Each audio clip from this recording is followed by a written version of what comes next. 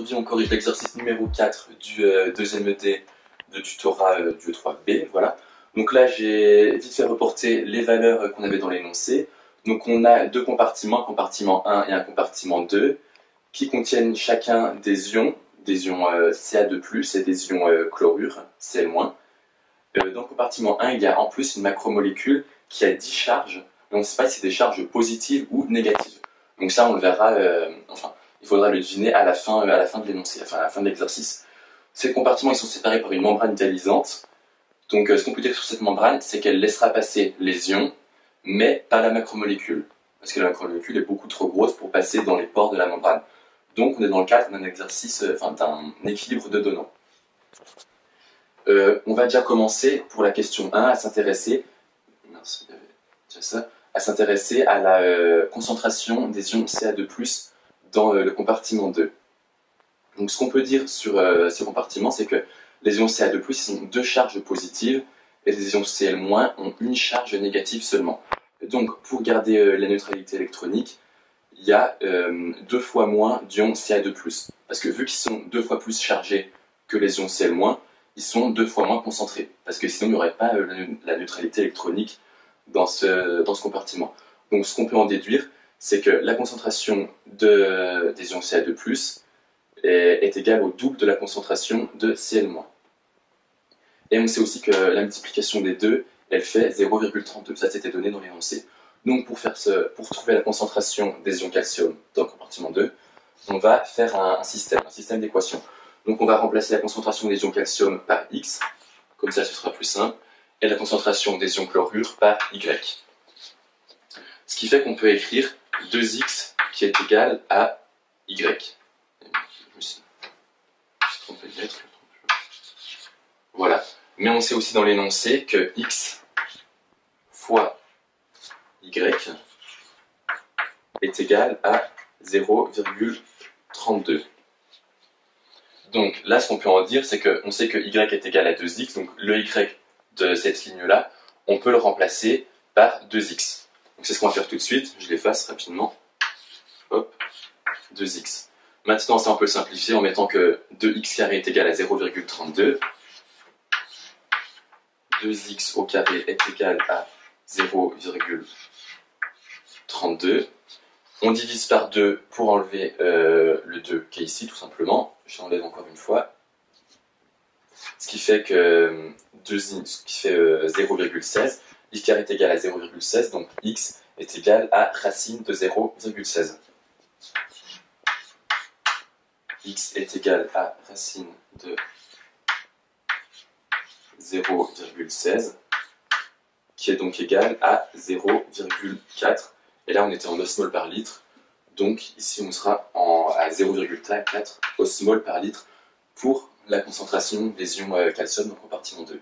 Ok, donc maintenant, on va corriger la deuxième question. On va chercher la concentration des ions chlorure du compartiment 2.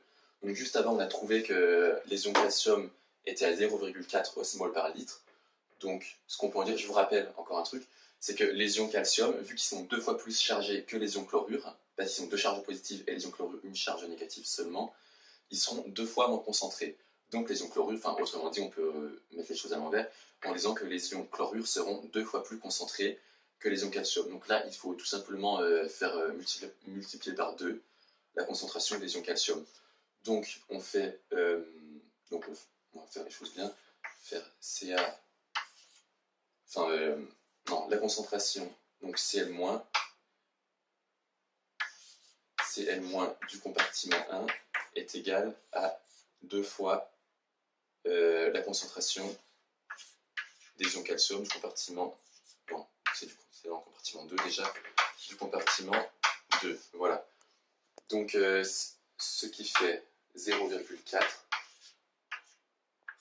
fois 2, et ce qui fait 0,8. Et on est toujours en osmol par litre. Donc ici, on peut rajouter là 0,8 osmol par litre. Voilà, donc là, on va corriger la troisième question. Dans la troisième question, on cherche la concentration des ions calcium du compartiment 1. Par contre, ici, vu qu'il y a la macromolécule, on ne peut pas dire que cette concentration est égale à la moitié de la concentration des ions chlorure. Donc on va se baser sur les formules de l'équilibre de donnants. Donc, dans cet équilibre, on a les ions Cl-, tu peux te rapprocher si tu veux. On a les ions Cl- du compartiment 2 sur les ions chlorure du compartiment 1, cette fois-ci, est égal à la racine carrée, et ça c'est la racine carrée, c'est hyper important, à la racine carrée des ions Ca2+ du compartiment 1 sur les ions Ca2+ du compartiment 2. Et pourquoi il y a une racine carrée ici? C'est parce qu'il y a une racine carrée, c'est parce que les ions Ca2+, c'est les ions bivalents. Donc il y aura une racine carrée pour tous les ions bivalents, c'est-à-dire pour les ions Cu2+, aussi, les ions cuivre. Et pour les ions qui sont trivalents, qui ont 3 charges, il y aura carrément une racine cubique. Ce sera par exemple le cas de l'aluminium, des ions aluminium. Donc on a ça, et là maintenant le but ça va être d'isoler Ca2+, 1, c'est-à-dire celui-là. Donc on va écrire une équation en bas, et normalement on a toutes les valeurs. Vous voyez qu'on a les 3 valeurs qu'il nous faut, ces 3-là, et on cherche celle-ci. Donc on va écrire tout simplement, tiens, toi là, que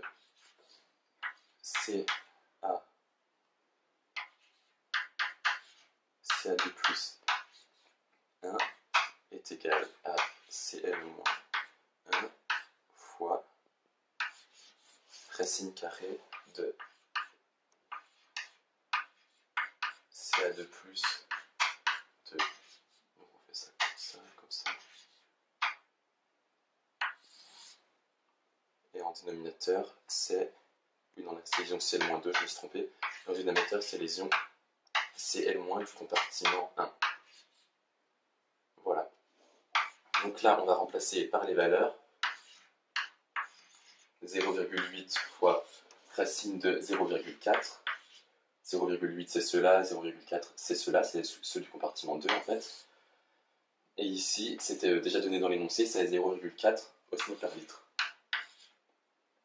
Mais ça, c'est la racine carrée. Donc, on va devoir faire la racine carrée. Donc, pour enlever la racine carrée ici, on va tout mettre au carré. Voilà. Donc, là, ce que je fais, j'efface la racine carrée là. Là, je mets des grosses parenthèses au carré. Là, je mets des grosses parenthèses aussi. Et je mets tout au carré. Et on obtient, après avoir tapé ça sur sa calculatrice, 1,6 osmol par litre. 1,6 osmol par litre pour les ions Ca2+. Donc on va le reporter tout de suite ici. 1,6 osmol par litre. Voilà. Alors là, pour la question 4, maintenant on cherche la charge de la macromolécule. Juste la charge, et après on parlera de sa concentration. Donc là, la charge, on va la déduire, c'est assez simple finalement. L'objectif, toujours dans l'équipe de dedans, c'est vraiment la règle de base, c'est qu'il faut avoir la neutralité électronique dans un compartiment. Ça ne peut pas être autrement, sinon c'est physiquement impossible. Donc là déjà, on regarde juste les charges. On a des ions qui sont Ca2+, donc qui ont 2 charges positives, qui sont concentrés à 1,6 osmol par litre, et des ions avec des charges négatives, les ions chlorure, qui sont concentrés à 0,4 osmol par litre.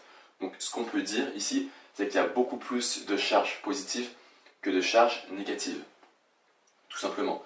Si on voulait faire la concentration équivalente, il y a 1,6 fois 2, donc 3,2 osmol par litre de charge positive, et ici il y a seulement 0,4 osmol par litre de charge négative.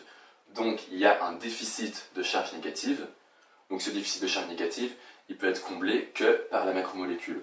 Donc on sait que que la macromolécule est la discharge négative. Donc on va rajouter un moins ici. Donc là on va corriger la dernière question, on y arrive enfin.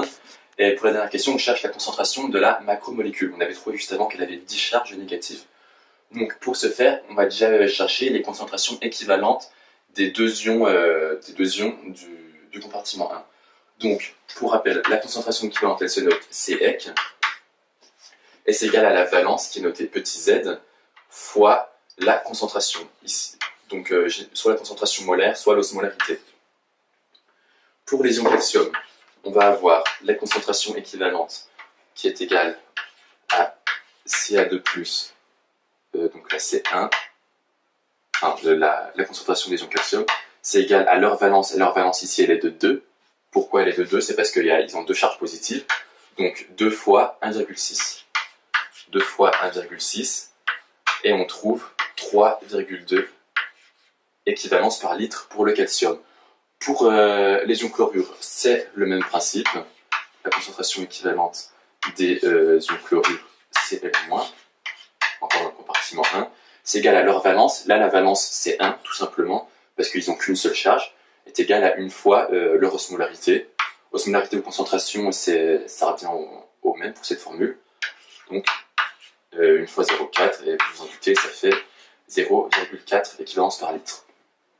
Donc maintenant, on va essayer d'équilibrer tout ça, parce qu'on aura autant de charges négatives que de charges positives. Donc on va noter ça sous forme d'une équation.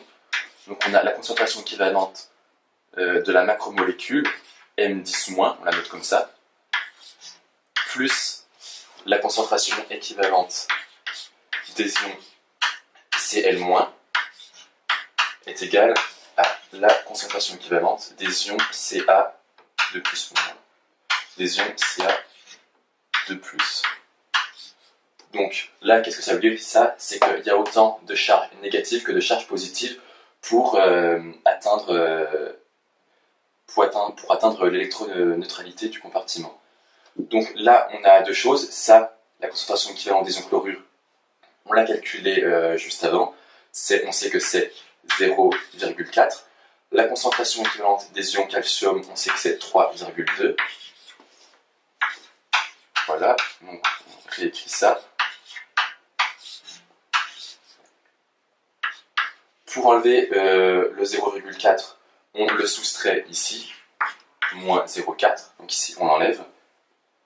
Donc on sait que la concentration équivalente de la macromolécule est donc égale à 3,2 moins 0,4, ce qui fait 2,8. Mais attention, il ne faut pas s'arrêter là, ça c'est pas la concentration, c'est pas l'osmolarité ou la concentration molaire de cette macromolécule, parce qu'elle a 10 charges négatives. Donc, vu qu'on sait que, je vous rappelle la formule, que la concentration équivalente, c'est égal à Z fois C, on va diviser, pour trouver C, on divise cette concentration par Z. On divise par Z ici, comme ça on l'enlève ici, et on obtient la concentration, molaire cette fois-ci, ou l'osmolarité. Donc voilà, donc on sait, donc ce qu'on peut dire c'est que C est égal à 2,8, c'est la concentration équivalente de la macromolécule, est égal à 2,8 divisé par sa valence. Et sa valence, elle est de 10 ici. Elle est de 10, ce qui fait 0,28. Et voilà, on a enfin terminé l'exercice. Donc 0,28 osmol par litre. Voilà, bon, j'espère que c'était pas trop compliqué, Puis bon confinement à tous et bonne chance pour le partiel.